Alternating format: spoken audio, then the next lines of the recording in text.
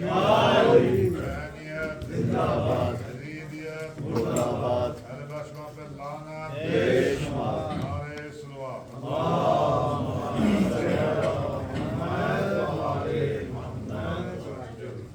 اعوذ باللہ من الشیطان اللعین الرجیم، بسم اللہ الرحمن الرحیم، الحمد للہ رب العالمین، الصلاة والسلام علی اشرف الانبیاء والمرسلین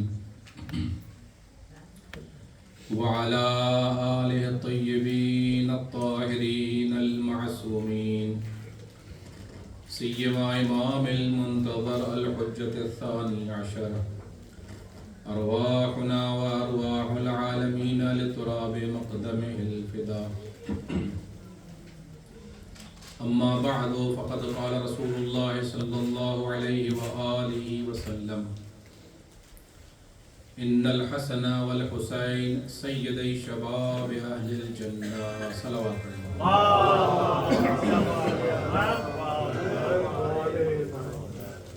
آئیے مل کے امام زمانہ کی صحت و سلامتی کے لیے دعا کریں۔ بسم اللہ الرحمن الرحیم، اللہم کل ولیک الحجۃ ابن الحسن صلواتک علیہ وعلی آبائہ فی ہذہ الساعۃ وفی کل ساعۃ ولیاً وحافظاً وقائداً وناصراً ودلیلا وعینا حتی تسکنہ ارضک طوعا وتمتعہ فیہا طویلا، صلوات۔ جشن کی قبولیت کے لیے بآواز بلند صلوات پڑھیں۔ گناہوں کی بخشش و مغفرت کے لیے صلوات پڑھیں۔ مریضوں کی شفا یابی کے لیے صلوات پڑھیں۔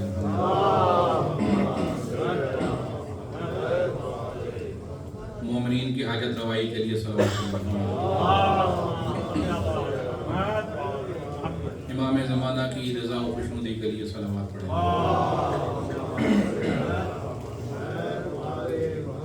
دعا ہے پروردگار عالم آپ تمام روزے داروں کے روزے، نمازیں، دعائیں، قرآن کی تلاوتیں، عبادتیں اپنی بارگاہ میں منظور و مقبول فرمائے، اور باقی دنوں میں اللہ تعالیٰ ہمیں توفیق عطا فرمائے کہ ہم باقی دنوں میں خدا متعال کی ذات و بندگی کرنے میں صرف کریں، اور دعا ہے کہ اللہ تعالیٰ اس مہینے کی عظیم شب قدر ہم سب کو نصیب فرمائے۔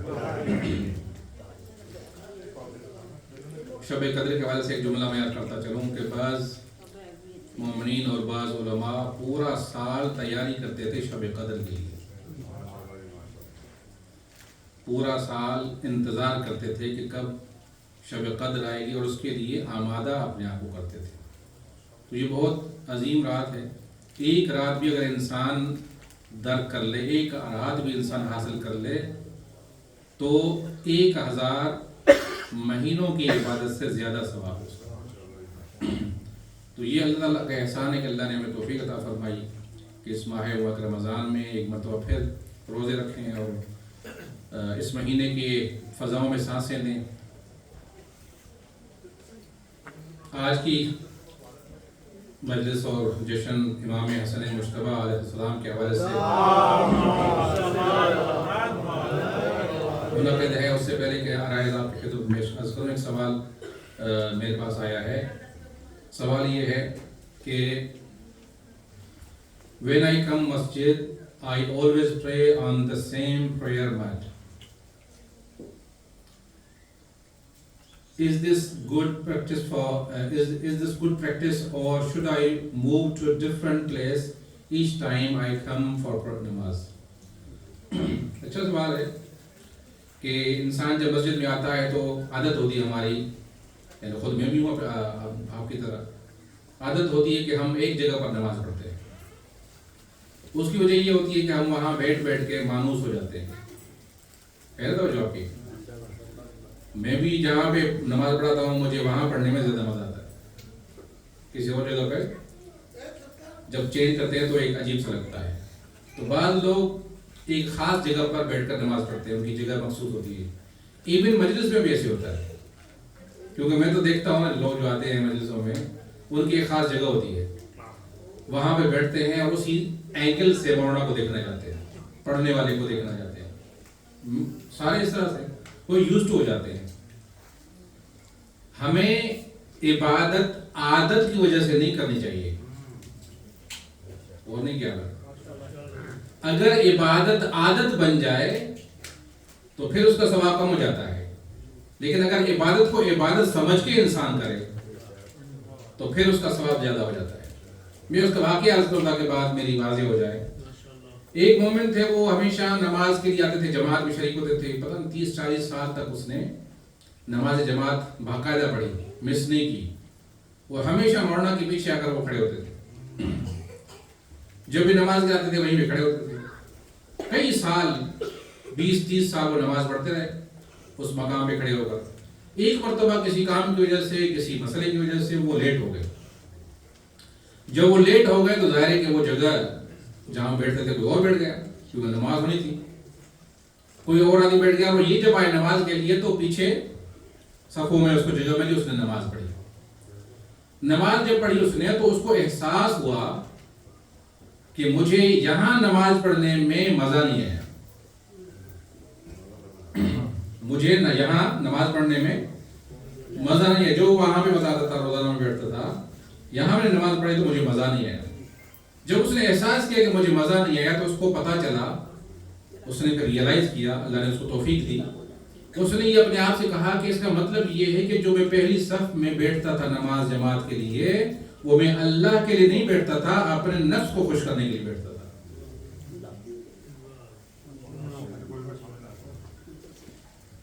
توجہ نا آپ کی.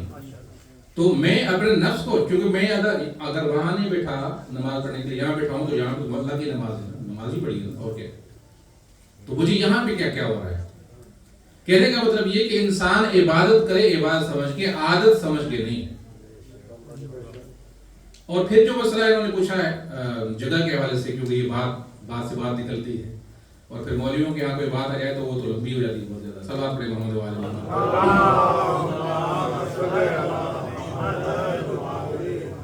ایک جگہ نماز پڑھیں یا مختلف مقامات پر، ابھی آپ کی مرضی ایک جگہ پڑھیں یا الگ الگ مقامات پر، لیکن اس کا فائدہ عرض کرو آپ کی خدمت میں. اگر آپ، جیسے میں نے کل عرض کیا تھا کہ جب آپ کسی بھی زمین کی جگہ پر، کسی بھی خطے، کسی بھی پلیس پہ، کسی بھی جگہ پہ کھڑے ہو کر کوئی عمل انجام دیتے ہیں تو وہ زمین قیامت میں آپ کے لیے گواہی دے گی. وہ گواہی دے گی کہ پروردگار اس نے میرے اوپر کھڑے ہو کر، اس نے نماز پڑھی تھی، فلاں اچھا کام انجام دیا تھا، قرآن کی تلاوت کی تھی، ذکر خدا پڑھا تھا، فلاں مومن کی مدد کی تھی، کوئی کار خیر کیا تھا. تو اگر انسان مسجد میں مختلف مقامات پر کھڑے ہو کر نماز پڑھے گا تو ہر مقام قیامت میں اس کے لیے گواہی دے گا. آج صاحب اس لیے آپ کو کہتے ہیں یہاں سے بیٹھو ادھر بیٹھو، کبھی ادھر بٹھاتے ہیں آپ کو، کبھی ادھر بٹھاتے ہیں، کبھی ادھر بٹھاتے ہیں، ہے نا سر. یہ آپ کو جو ہے نا وہ کیا کہتے ہیں، ہمارے کہتے ہیں توفیق اجباری، یعنی مجبوراً آپ کو ایک توفیق مل جاتی ہے مختلف جگہوں پہ نماز پڑھنے کی. صلوات پڑھیں محمد وعلی.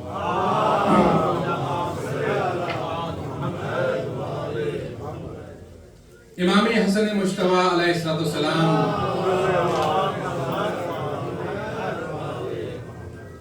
پہلے سبت پیغمبر ہیں کہ جو اس دنیا میں تشریف لے کر آئے. سبت اکبر امام حسن مجتبی اور امام حسین سبت اصغر، اور دونوں کو ملا کر حدیث میں سبتین کہا گیا ہے. پیغمبر کے دو بچے، سبت کا مطلب ہے عربی میں سبت یعنی بچہ، اولاد، فرزند. سبتین دو پیغمبر کے یہ نواسے. آپ نے متعدد احادیث میں ان دونوں کے شان کو مشترکہ بیان فرمایا ہے، یعنی الگ سے کم ہیں حدیثیں، زیادہ حدیثیں امام حسن اور امام حسین کی مشترکہ حدیثیں فضائل کے حوالے سے کہ جو پیغمبر سے آئی ہیں. ان میں سے ایک حدیث جو میں نے آپ کی خدمت عرض کی، مشہور و معروف، کہ آپ نے ارشاد فرمایا کہ ان الحسن والحسین سیدی شباب اہل الجنہ. حسن اور حسین جوانان جنت کے سردار ہیں. وَأَبُوهُمَا أَفْضَلُ مِنْهُمَا، اور ان کے بابا ان دونوں سے افضل ہیں. صلوات پڑھیں محمد والے.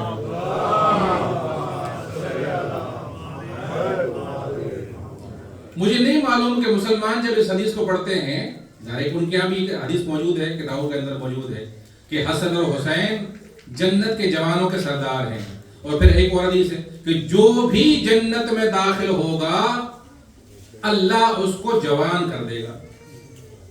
اگر بوڑھا ہوگا تو جوان ہو جائے گا. کتنی عمر ہے اس کی، لیکن جنت میں جائے گا تو جوان ہو جائے گا. اس کا مطلب یہ کہ جنت میں جتنے بھی لوگ ہوں گے وہ سب جوان ہوں گے. اور ان جوانوں کے سردار ہیں امام حسن اور امام حسین علیہ السلام. تو یہ حدیث بھی اہل سنت کے علماء کے پاس موجود ہے. اور وہ حدیث جو میں نے عرض کی کہ جو بھی جنت میں جائے گا وہ جوان ہو کر جائے گا. بڑی مشہور حدیث ہے. بعض مرتبہ لوگ رسول خدا کو ہنسانے کی کوشش کرتے تھے، تبسم ان کے چہرے پر لانے کی کوشش کرتے تھے. یہ بھی مستحب ہے کہ مومن کو خوش کرنا بھی اللہ کی عبادت ہے. اللہ کی عبادت میں شمار ہے اگر کوئی انسان کسی مومن کو خوش کرے. البتہ یہاں پر علماء نے فرمایا ہے، حدیث میں بھی ہے کہ کسی غلط چیز کے ذریعے سے نہ اس کو خوش نہ کرے. کوئی جھوٹ بول کے، کوئی غلط بات کر کے، کسی کی توہین کر کے اس کو خوش کرے، یہ جائز نہیں ہے. حلال طریقے سے، جائز طریقے سے اگر مومن کو خوش کرتا ہے تو یہ اللہ کی عبادت شمار ہوتی ہے. اس کے دل میں سرور پیدا کرے، یہ اللہ کی بات. ادخال السرور فی قلب المومن عبادت. مومن کے دل میں سکون، سرور، خوشی داخل کرنا یہ عبادت ہے. البتہ میں نے عرض کیا حلال طریقے سے، جائز طریقے سے. تو رسول خدا کو بھی ہنسانے کی کوشش کرتے تھے لوگ، خوش کرنے کی کوشش کرتے تھے. کبھی کبھی رسول خدا خود بھی آپ اصحاب کو خوش کرتے تھے. ادخال السرور کی حدیث پر خود بھی عمل کرتے تھے. ایک مرتبہ جناب سلمان فارسی آئے اور کہا کہ سلمان فارسی جنت میں بوڑھے نہیں جائیں گے، جنت میں بوڑھے نہیں جائیں گے. اب جناب بلال پریشان رو رہے ہیں، گریا کر رہے ہیں. اسی اسلام میں جناب بلال بھی آ گئے. کہا کہ کیوں رو رہے ہیں آپ؟ کہا رسول خدا نے فرمایا ہے کہ بوڑھے جنت میں نہیں جائیں گے. تو پھر ہمارا کیا ہوگا؟ آپ تو اتنی عمر گزر گئی، پتہ ہے 200-300 سال، روایتوں میں 300 سال بھی، روایت میں جناب سلیمان کے عمر. جناب بلال آیا اور عرض کیا رسول اللہ آپ نے سلمان کو کہا ہے کہ بوڑھے جنت میں نہیں جائیں گے، وہ باہر رو رہا ہے. رسول خدا نے فرمایا کہ بلال کالے بھی جنت میں نہیں جائیں گے. وہ بھی رونے لگے. کہا رسول اللہ پھر ہمارا کیا ہوگا؟ تو دونوں کو رسول خدا نے بلایا، دونوں کو بلایا اور بلانے کے بعد فرمایا، کہا کہ میں نے بالکل صحیح کہا ہے کہ بوڑھے بھی جنت میں نہیں جائیں گے اور کالے بھی جنت میں نہیں جائیں گے. کیوں؟ کہ جب بوڑھے جنت میں جائیں گے تو جوان ہو جائیں گے، جب کالے جائیں گے تو چہرہ سفید اور نورانی ہو جائے گا. تو کہنے کا مطلب یہ ہے کہ رسول خدا بھی ادخال السرور کرتے تھے. پتہ نہیں کس بات پر بھی بات نکالیں گے. صلوات پڑھیں محمد علیہ وسلم. امام حسن اور حسین جنوانہ نے جنت کے سردار ہیں. بات یہاں سے نکلی تھی کہ آپ جوانہ جنت کے سردار، جو بھی جائے گا وہ جوان ہو جائے گا. یہ بھی مسلمانوں نے حدیث پڑھی ہے اور یہ بھی مسلمانوں نے حدیث پڑھی ہے کہ جو بوڑھے جنت میں جائیں گے وہ بھی جوان ہو جائیں گے. تو ان سے سوال کریں آپ. انہوں نے کبھی غور نہیں کیا. غور کرنے کی دعوت دے، فکر کرنے کی دعوت دے ان کو. ان سے کہے کہ رسول خدا نے فرمایا کہ امام حسن اور حسین جوان جنت کے سردار، اور جو بوڑھے ہیں وہ بھی جوان ہو جائیں گے، وہ بھی جوان ہو جائیں گے. تو آپ بتائیں کہ جب جنت میں لوگ جائیں گے تو ان جنت میں جانے والوں میں اصحاب بھی ہوں گے یا نہیں ہوں گے؟ یقیناً ہوں گے. تو اصحاب جتنے بھی ہوں گے، جو بھی جانے والے ہوں گے وہ صحابی ہوں گے. تو جو بھی وہاں داخل ہوگا وہ جب داخل ہوگا تو وہ جوان ہو جائے گا، ان کا سردار حسن و حسین قرار پائیں گے. لہذا حسن اور حسین تمام اصحاب سے افضل ہیں. جب وہ افضل ہیں ان سے تو علی کو دوسرے اصحاب سے مفضول کیسے سمجھتے ہو؟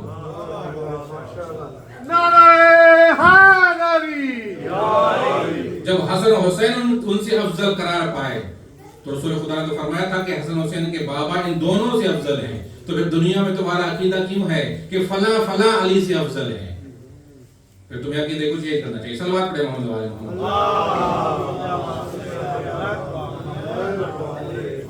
امام حسن مجتبی کا مشہور و معروف لقب کریم اہل بیت، جناب امام حسن علیہ السلام کریم اہل بیت ہیں۔ دوسرے ائمہ بھی کریم ہیں، سارے ائمہ کریم ہیں، لیکن امام حسن کے لیے خاص طور پر یہ لقب ہے کہ آپ کریم اہل بیت علیہ السلام ہیں۔ کریم کس کو کہتے ہیں؟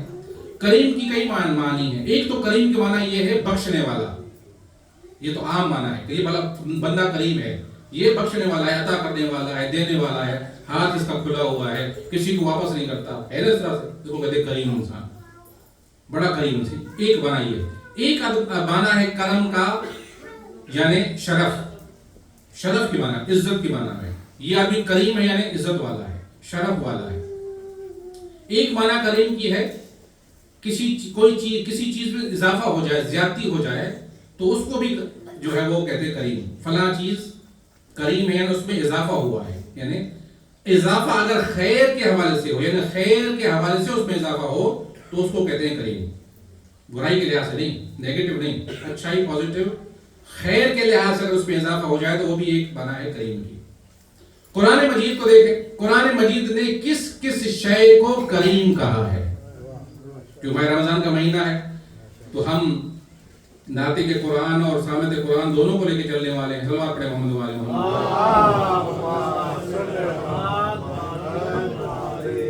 پھر بھی صلوات پڑھیں محمد وعلی۔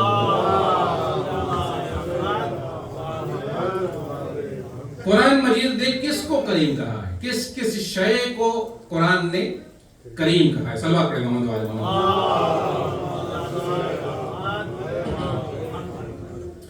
سب سے پہلے قرآن مجید میں اللہ تعالیٰ نے اپنے آپ کو کریم کہا ہے۔ دو مقامات پر اللہ نے اپنی صفت کریم کو بیان کیا ہے۔ کہاں پر؟ ایک مرتبہ اللہ نے فرمایا کہ سورہ نمل میں ارشاد فرمایا ان ربی غنی کریم، بے شک پیغمبر فرماتے ہیں بے شک میرا پروردگار غنی بھی ہے اور کریم بھی ہے۔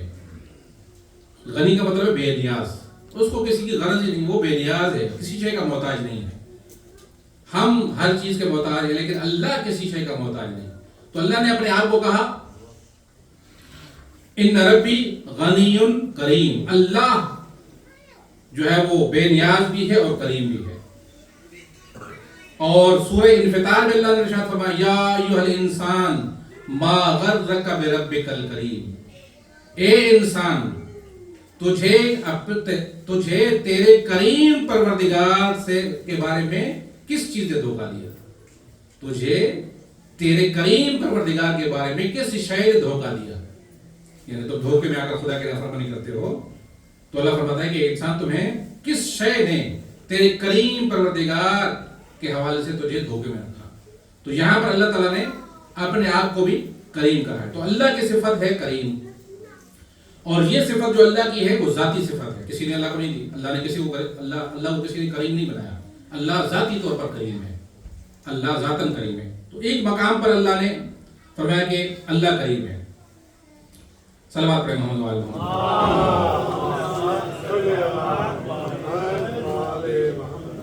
یہ ایک اور مقام پر سورہ مومنون میں ارشاد فرمایا فتعال اللہ الملک الحق لا الہ الا هو رب صلوات پڑھیں محمد وعلی محمد۔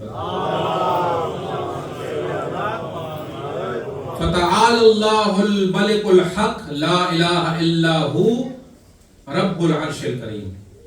یہاں پر اللہ تعالیٰ نے جو ہے وہ کریم استعمال فرمایا ہے، لیکن اپنے عرش کے لیے اللہ نے کریم استعمال فرمایا، یعنی قرآن میں اللہ نے عرش کو بھی کریم کہا ہے، اللہ کا جو عرش ہے اس کو بھی اللہ نے کریم فرمایا۔ پھر قرآن مجید میں اللہ تعالیٰ نے خود قرآن مجید کو بھی کریم کہا ہے۔ کہاں پر؟ سورہ واقعہ میں انہ لقرآن کریم، بے شک یہ قرآن ہے، قرآن جو ہے وہ قرآن کریم ہے۔ ہم بھی کہتے ہیں قرآن کریم یا قرآن مجید کہتے ہیں، دونوں لفظ آئے قرآن مجید میں، قرآن مجید بھی قرآن میں آیا ہے، قرآن کریم بھی قرآن میں آیا ہے۔ تو اللہ نے قرآن کے بارے میں کہا کہ قرآن جو ہے وہ کریم ہے۔ پھر قرآن مجید میں فرشتے کو بھی اللہ نے کریم کہا ہے، جناب جبرائیل کو، جیسے فرمایا کہ انہ لقول رسول کریم، یہ جو قول ہے جو قرآن نازل کیا ہے یہ اللہ کے کریم رسول کا، یعنی رسول یہاں پہ مانا پیغمبر کی مانا نہیں، رسول یعنی فرشتہ جو پیغام لے کر آئے اللہ کی طرف سے. اللہ فرماتا ہے کہ فرشتہ جبرائیل بھی وہ بھی کریم ہے.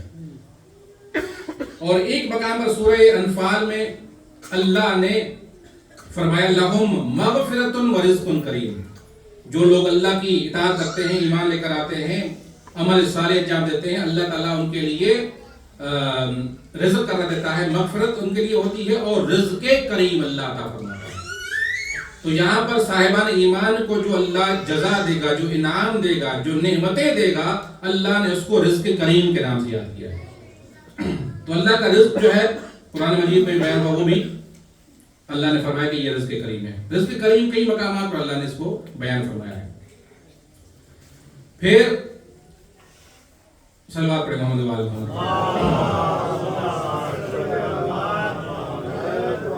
جب مومنوں کو اللہ اجر دے گا تو کبھی اللہ نے قرآن مجید میں اجر کو بھی کریم کہا ہے. فرمایا کہ وَلَهُ أَجْرٌ کریم، ان کے لیے اللہ کی طرف سے کریم اجر ہے.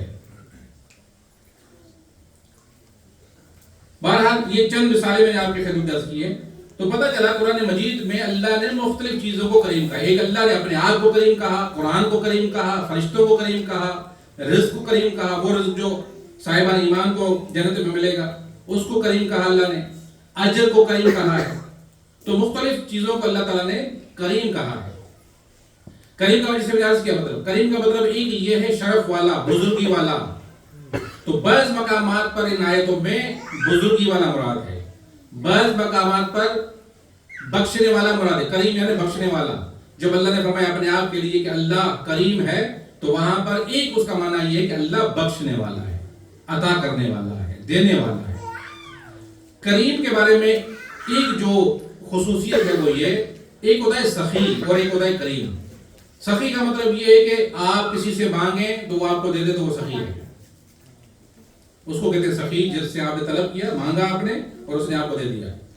کریم اس کو کہتے ہیں کہ جو بغیر مانگے عطا کرے، جو بغیر مانگے عطا کرتا ہے اس کو کریم کہا جاتا ہے. صلوات پڑھیں محمد وآل محمد.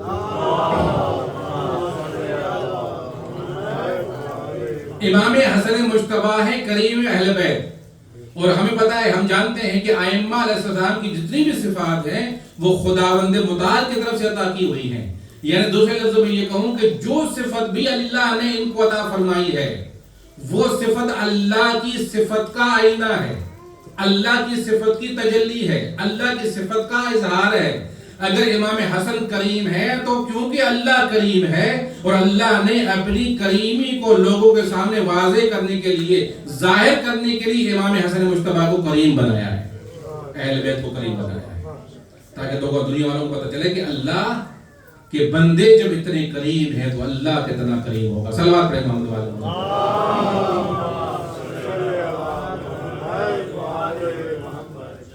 ایک دو واقعے میں آپ کی خدمت میں، اس کے بعد آپ کی ضرورت تمام.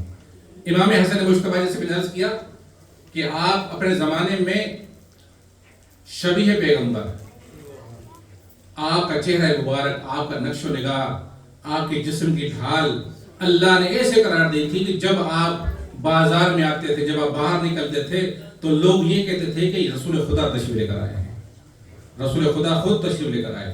اور آپ کے سامنے آتے تھے، ہاتھ چومتے تھے، استقبال کرتے تھے، احترام کرتے تھے.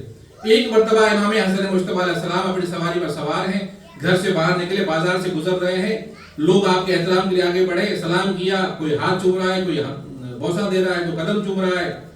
مولا جا رہے ہیں اور اسی اثناء میں مولا کے ہاتھ میں جو چابک تھا، جو تازیانہ تھا گھوڑے کے لیے، جو اسٹک تھی وہ گر جاتی ہے. جسے وہاں پر وہ اسٹک گری تو قریب میں ایک شخص بیٹھا ہوا تھا جو بالکل پیرالائز تھا، لولا لنگڑا تھا بیچارہ، موو نہیں ہو سکتا تھا. جیسے اس نے وہ چابک اور تازیانہ وہ اسٹک دیکھی، اس کے دل میں خیال آیا کاش میرے پاس طاقت ہوتی، کاش میں صحیح و سالم ہوتا، میں یہ اٹھ کر امام حسن کو یہ چابک اٹھا کے ان کے ہاتھ میں دیتا تاکہ قیامت میں ان کے نانا کی مجھے شفاعت نصیب ہو. تاکہ میرے دل میں خیال آئے کہ کاش میرے پاس طاقت ہوتی، میں کر سکتا ہی، لیکن میں کیا نہیں کر سکتا. اسی اسنا میں لوگوں نے دیکھا کہ وہی پیرالائز آدمی، وہی لولا لنگڑا جو ہمیشہ وہاں پہ بیٹھا ہوتا تھا، ہمیشہ اس کو لوگ دیکھتے تھے کہ یہ تو بالکل لولا لنگڑا ہے، چل پھر نہیں سکتا، اٹھ نہیں سکتا، اپنا کام نہیں کر سکتا۔ اچانک انہوں نے دیکھا کہ وہی شخص اٹھتا ہے اور وہ چابک اٹھا کر، وہ لکڑی اٹھا کر امام حسن کے ہاتھ میں دیتا ہے۔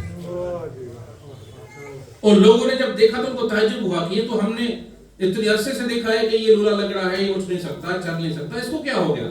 تو کسی نے کہا کہ تجھے نہیں معلوم، تمہیں نہیں معلوم، یہ امام حسن مجتبی کا معجزہ ہے، امام حسن مجتبی کا معجزہ ہے کہ جن کی برکت کی وجہ سے اللہ نے اس کو توفیق عطا فرمائی، اس نے کیا۔ اس کے بعد وہ کہتا ہے کہ یہ تو کچھ بھی نہیں ہے، اگر امام حسن مجتبی اللہ کی بارگاہ میں دعا کریں تو کائنات میں جتنے لولے لگڑے ہیں، جتنے نابینا ہیں، جتنے بہرے ہیں، اللہ ان سب کو شفا عطا فرما دے گا۔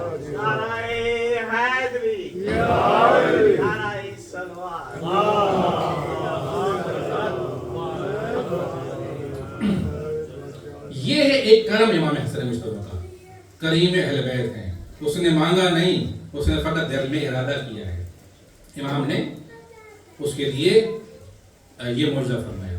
ایک اور واقعہ عرض کروں اس کے بعد آپ کے ذمہ تمام، کہ جناب سلیمان نبی، یہ واقعہ جو کر رہا ہوں یہ انوار المواہب، ایک بہت بڑے عالم گزرے ہیں، آیت اللہ علی اکبر نہاوندی، ایران کے بہت بڑے خطیب گزرے ہیں، کافی پرانے ہیں۔ انہوں نے اپنی کتاب میں انوار المواہب میں یہ لکھا ہے، کہتے ہیں ایک مرتبہ جناب سلیمان نبی بیٹھے ہوئے تھے، فکر کر رہے تھے، غور کر رہے تھے، کس کے بارے میں؟ رسول خدا کے حالات کے بارے میں۔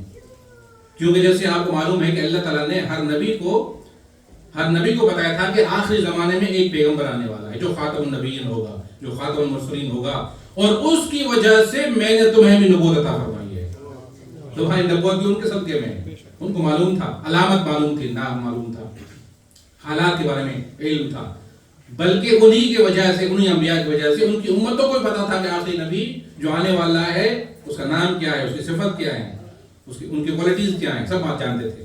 جناب سلیمان بیٹھے ہوئے ہیں، غور کر رہے ہیں جناب رسول خدا کے حالات کے بارے میں، اور ان کے سامنے ظاہر ہے کہ خدا کے لیے تو کچھ بھی نہیں ہے، خدا کے لیے ہمارے لیے ہوتا ہے پاسٹ، پریزنٹ اور فیوچر، اللہ کے لیے تو یہ چیز ہے ہی نہیں۔ اللہ کے لیے پاسٹ بھی فیوچر ہے، فیوچر بھی پاسٹ ہے، پریزنٹ بھی فیوچر ہے، پریزنٹ بھی پاسٹ ہے، یہ سب اللہ کے لیے کچھ بھی نہیں ہے، اور اللہ جس کو دکھانا چاہے۔ جناب سلیمان بیٹھے ہوئے ہیں، غور کر رہے ہیں رسول خدا کے حالات کے بارے میں، اچانک ایک منظر گزرتا ہے جناب سلیمان کے سامنے سے، دیکھتے ہیں کہ رسول خدا تشریف فرمائے، امام حسن اور امام حسین آپ کے زانوں پر بیٹھے ہوئے ہیں، بچپن کا عالم ہے، اور وہ بیٹھے ہوئے ہیں۔ اچانک امام حسن اور امام حسین رسول خدا سے عرض کرتے ہیں کہ نانا ہم چاہتے ہیں، دل چاہتا ہے کہ آج ہم خربوزہ کھائیں، میلن کھائیں، میلن کھانے کو دل کہتا ہے۔ تو کہا کہ رسول خدا نے اپنے جیب میں ہاتھ ڈالا تاکہ کچھ مل جائے، پیسے ہوں تاکہ میں ان کے لیے وہ میلن خریدوں، خربوزہ خریدوں۔ رسول خدا کے پاس پیسے نہیں تھے، تو یہ منظر دیکھ کر جناب سلیمان رونے لگے، اور رونے کے بعد جملہ کہا کہ یہ پوری کائنات اللہ نے ان کے وجود مبارک کے صدقے میں بنائی ہے، اور رسول خدا چاہتے ہیں کہ اپنے نوازوں کو خربوزہ لے کے دیں، لیکن ان کے پاس پیسے نہیں ہیں۔ اب یہ رو رہے تھے تو جناب سلیمان نبی کے سامنے ایک چونٹی گزرتی ہے، ایک اینٹ جو ہے وہ گزرتی ہے وہاں سے۔ اس نے جب دیکھا تو جناب سلیمان سے کہا کہ ظاہر ہے کہ آپ کو پتا ہے کہ جناب سلیمان کی حکومت فقط انسانوں پر نہیں تھی، جنوں پر بھی حکومت تھی، اور حیوانوں کے اوپر حکومت تھی، تمام حیوانات ان کے کنٹرول میں تھے۔ تو چونٹی نے کہا کہ آپ پریشان ہیں، تو جناب سلیمان نے واقعہ بیان کیا کہ اس طرح سے میں دیکھا، تو اس چونٹی نے کہا کہ اگر آپ چاہیں تو مجھے آخری نبی کے لیے ایک امانت دے تاکہ میں وہ امانت ان تک پہنچاؤں، تاکہ اللہ اس کام کی وجہ سے پیغمبر کی نظر میں مجھے سرخرو فرمائے، صاحب عزت بنائے، اس کام کی وجہ سے مجھے عزت ملے۔ تو جناب سلیمان نے کہا کہ میں تمہیں ایک درہم دیتا ہوں، یہ درہم آخری نبی کو تم نے دینا ہے۔ اس چونٹی نے وہ درہم لیا اور اپنے پاس محفوظ کیا، یہاں تک کہ زمانہ گزرتا رہا، یہاں تک کہ جیسے جناب سلیمان نے دیکھا تھا رسول خدا ایک دن تشریف فرما ہے، امام حسن بیٹھے ہوئے ہیں، امام حسین تشریف فرما ہے، اس اسنا میں گلی سے ایک خربوزہ بیچنے والا آواز دے رہا ہے، خربوزہ کس نے خریدنا ہے؟ بیچنے والا آ گیا۔ جیسے ہی آواز امام حسن اور امام حسین نے سنی تو رسول خدا کی بارگاہ میں عرض کیا کہ نانا ہمارا دل چاہتا ہے کہ آج ہم خربوزہ ملن کھائیں۔ رسول خدا نے اپنے جیب میں ہاتھ ڈالا، دیکھا کہ میرے جیب میں کچھ بھی نہیں ہے، میری جیب خالی ہے۔ ابھی اسی فکر میں تھے کہ بچے خربوزہ مانگ رہے ہیں لیکن میرے پاس کچھ بھی نہیں ہے، تو رسول خدا نے محسوس کیا کہ ان کے پیر میں خارش ہو رہی ہے، ان کے پیر میں خارش ہو رہی ہے۔ تو جب رسول خدا نے توجہ فرمائی تو دیکھا کہ ایک چونٹی ہے جس کے منہ میں وہ درہم ہے کہ جو اس کے پاس ہے۔ تو اس چونٹی نے رسول خدا کی بارگاہ میں عرض کیا السلام علیکم یا نبی اللہ، سلام ہو آپ پر اللہ کے نبی، یہ امانت ہے جو جناب سلیمان نبی نے آپ کے لیے مجھے عطا فرمائی تھی، یہ لیں اور اپنے نوازوں کے لیے خربوزہ خرید لیں۔ صلوات کریں محمد وعلی۔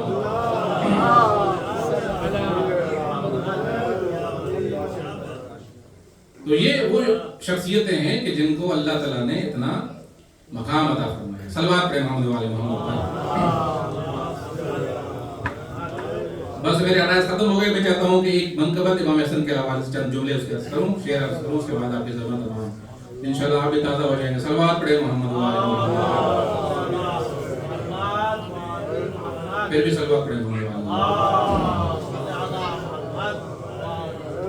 یہ منقبت پڑھی ہے میں نے، ظاہر ایک مناسبت ہے تو اس والے سے دوبارہ پڑھ رہا ہوں، پھر بھی صلوات پڑھیں محمد وعلی محمد۔